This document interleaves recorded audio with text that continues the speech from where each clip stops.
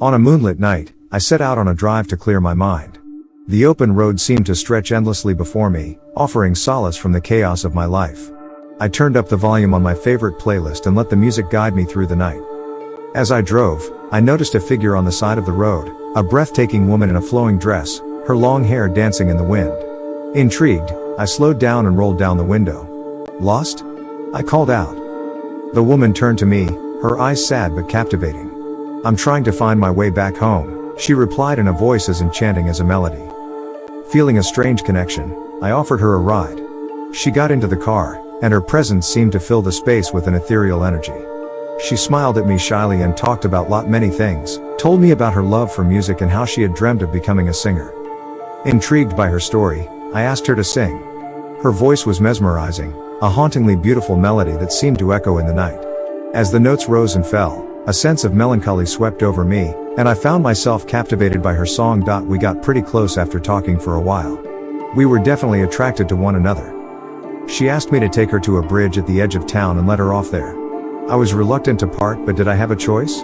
I kissed the back of her hand as we reached the spot. However, the woman's demeanor changed. Her eyes turned hollow, and her voice took on an eerie edge. "Thank you for bringing me here," she said, her voice now distant and cold. "Now, I can finally be free." Confused and unnerved, I watched as the woman held my hand and leaned in to whisper, "Wanna come with me?" Sensing something off, I quickly refused. She grew pissed at my rejection and pulled at me, asking to go with her. "Jesus, get off of me," I screamed at her tight grip and yanked her hand away. Out of nowhere, she screamed with terror and stepped out of the car and ran to the edge of the bridge. Before I could react, she leapt off, disappearing into the darkness below. Shaken to the core, I rushed to the edge, expecting the worst. But when I looked down, there was no sign of the woman, just the tranquil waters reflecting the moonlight.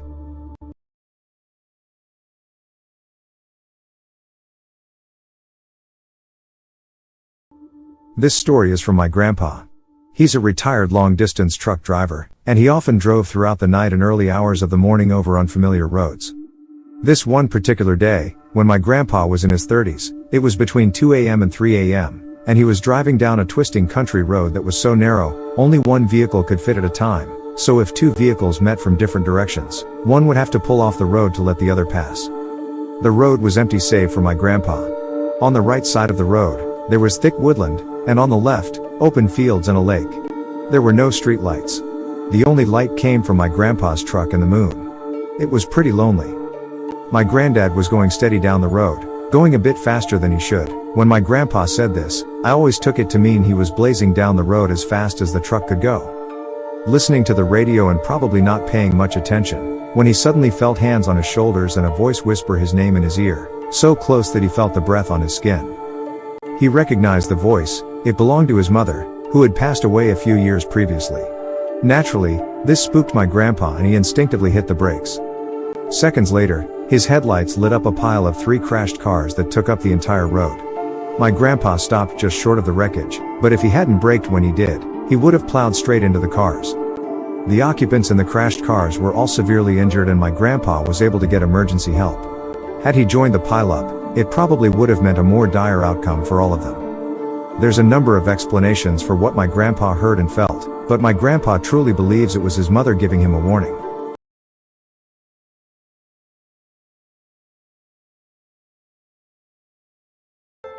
I was driving around town late one night with 2 friends. We were on a main road and had stopped at a stoplight. It was late, probably around 1 to 2 a.m. and there was nobody immediately near us. I saw headlights and looked in my mirror. There was an SUV, I know because of the headlight height, with brights on coming up fast behind me. But like too fast. The lights kept getting brighter. I remember thinking it had to be going for the turn lane or it would have plowed into me. It was a 1-lane street, so it couldn't have gone anywhere else. In hindsight, it was probably going fast enough to do a lot of damage if it had hit me in my small coupe. I remember bracing myself a little thinking I was going to get hit. I looked into my side mirror but it was already past that and into my blind spot, so I looked towards the side window expecting to see an SUV or some vehicle fly by. Except it didn't. No car ever passed me. There was a few seconds where I tried to comprehend what just happened. The light turned green right as I started to register that something was wrong with the situation. The car had disappeared. There was no trace of it. My hair stood on end, and as I started to get away from the intersection, I floored it. I remember saying to my friends, "What the fuck did I just see?" One of my friends was looking at her phone and missed it, but the other was just as confused as I was and chipped in the moment the words left my mouth, as if she was ready to say something too but thought she was crazy. She had seen the lights and then noticed that no car had passed. I would have probably just thought I was crazy for seeing the whole thing, but she had witnessed it too, which made it truly scary. The turn lane extended up to and even with where I was stopped at the light, and I knew the area well enough to know that there was only one road the car could have taken from that turn lane. The parking lot there had a curb and had no entrance. Even if it had an entrance there, I would have seen the lights in the parking lot.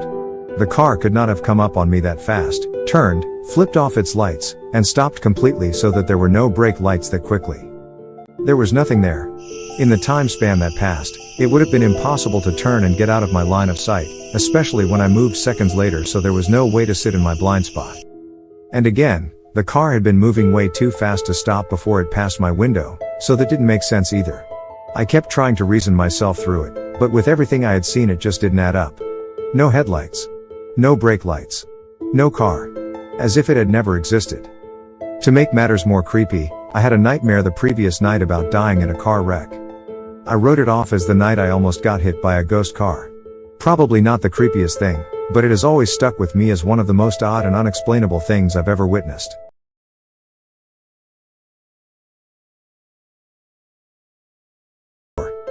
Was driving from Atlanta, GA to Lexington, SC with my GF to visit my parents.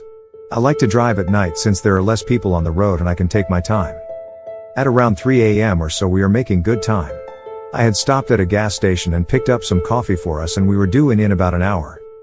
GF was sleeping soundly and I'm listening to a quiet radio humming away. I start getting a little drowsy and take a sip. Road was just as my coffee, no cars in sight except for a spotted few on the side of the road here and there. In the distance I can make out what looks like a hitchhiker, or what I think is one, but can't really tell due to such low light. As I get closer I start to notice other things, like how the person is kinda thin and tall and completely, for the most part, apparently brown. I'm right up on this thing now, and at about 20 feet it turns around and locks eyes with me as I pass by. This was no person. And it is the most terrifying thing I have ever seen in my life. It was a deer. Or I tell myself it was. I have seen deer stand on their hind legs to fight, but they still have deer posture when they do. Not only that, but I was watching this thing walk for about 30 seconds from first seeing it in the distance to passing it. The posture it had was human. Standard biped stance. Arms back, chin down. But the worst part was the eyes, or lack thereof. In their place were two large black pits, almost black hole-ish. I'll never forget the stare down it gave me. The instant I passed it I had the only panic attack I've ever had in my life. I had to wake up my GF to keep calm enough to get to an exit with a large gas station a few miles away. Like hell I was going off a ramp close to that thing. After we pulled into the station I had a complete meltdown. I started crying harder than I ever thought I could. I couldn't talk, breath, or do anything but want to curl into a ball and cry.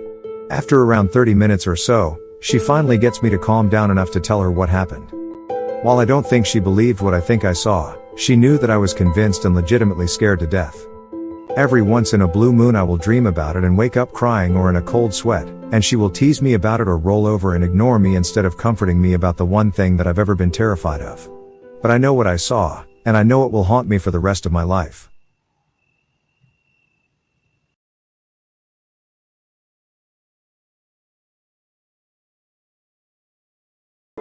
A couple of years ago I was taking some classes at an extension of a local college. The campus was spread out and had buildings in the town 35 miles from home. One class got out late and usually left me getting home around midnight. This particular night I stopped by Walmart to pick up some groceries because midnight shopping is the best because there is no crowd. It was late January and the weather was extremely cold. The inversion was bad and the fog that settled in was unusually thick. There were patches of clarity that showed that there was no moon that night. I have driven the road a million times and even with the fog could identify my location easily. As I came around a corner the road came up a big hill and then gradually headed south. The road was wide, but was surrounded by a shallow canyon. As I was leaving the canyon, I came into a patch of fog that was so dense that I had to slam on the brakes because I could not see more 10 feet in front of me. The fog caught all the stray light in the area and immediately illuminated everything with a bright orange glow. Suddenly I see something dart in front of my car. It was on hands and feet, but looked like it belonged on its hind legs. Its forelegs were short and uncovered with dense fur, and its hind legs were too long for it to be something that usually stood on 4 feet. Its hind legs were also covered in dense fur, but it had loose flowing skin. My first thought was that I almost missed hitting a little boy that was playing in the road, except the boy was covered in fur. I stopped the car and watched as the creature ran across the road, loping along with very childlike movements. My heart was pounding and I waited to see what it would do next. It padded off the side of the road and climbed up the embankment on the other side. Once atop, it turned and looked at me. It had a cat-like face, but once again looks like a boy in costume or pajamas. It was clearly an animal, but it was so human-like it scared me for weeks after. I looked up images on Google and came to the conclusion it was a juvenile bobcat with extremely disproportionate legs, but something about it still unsettled me. A few weeks had passed, and I had forgotten most of it. Driving the same road in similar circumstances, I came upon the same patch of fog. It was so thick it was like someone had dropped a blanket over my car. I slowed to a crawl and looked for the road sign that signaled that I was halfway home. As I drove past it, I noticed a man leaning up against it. He wearing a gas mask from World War II. He looked directly at me and shook his head disapprovingly. I freaked out and picked up speed. I wanted nothing to do with whatever he was there for. Outside of the fog, the night was crystal clear and the moon was full, providing excellent visibility. As I made my way out of it, a few hundred yards later, there was a deafening crack. I instinctively slumped in my seat and thought I had been shot at. But there had been no other cars, no buildings and no other people around for at least 15 miles. A quick scan of my windows showed no cracks or holes. Panicking because I knew I was so alone, I sped up the car. A second or two later there was another deafening crack. Then a third, then a fourth. Suddenly, my windshield was cracked with lines through every portion of it except the driver's side. The windshield was only a few months old, and had no chips, bubbles, cracks or flaws before that night. The next morning, I looked at my windshield. There were obvious impact marks in 4 to 5 places, but it was impossible to know that they came from. After the inversion cleared that winter, I never had another unusual experience on that road, but it still creeps me out to drive it at night in the winter.